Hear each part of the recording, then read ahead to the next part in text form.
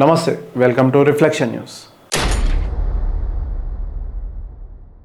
అంతర్జాతీయ వాణిజ్య రంగంలో భారత్ సంధించిన స్వేచ్ఛా వాణిజ్య ఒప్పందం అనే బ్రహ్మాస్త్రం పాకిస్తాన్, బంగ్లాదేశ్ను ఉక్కిరిబిక్కిరి చేస్తుంది.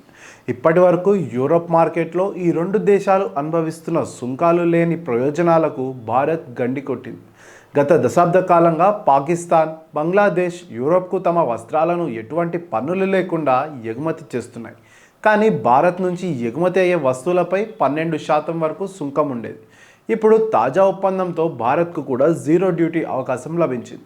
దీనివల్ల భారతీయ వస్తువుల ధరలు తగ్గి నాణ్యతలో ముందుండటంతో యూరప్ వ్యాపారులు భారత్ వైపు మొగ్గు చూపే అవకాశం ఉంది. గతంలో జరిగిన ఆపరేషన్ సింధూర్ తర్వాత పాకిస్తాన్ రక్షణ పరంగా బలహీనపడింది.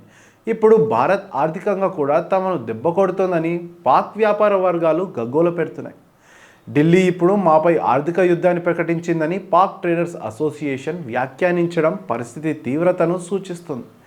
ఈ ఒప్పందం వల్ల పాకిస్తాన్కు చెందిన దాదాపు $9 బిలియన్ అనగా సుమారు 75,000 కోట్ల ఎగుమతులు ప్రమాదంలో పడ్డాయి. అటు బంగ్లాదేశ్ కూడా తమ ఎగుమతులు పడిపోతాయని ఆందోళన చెందుతూ యూరోప్ యూనియన్తో అత్యవసర చర్చలకు సిద్ధమవుతుంది. జై హింద్.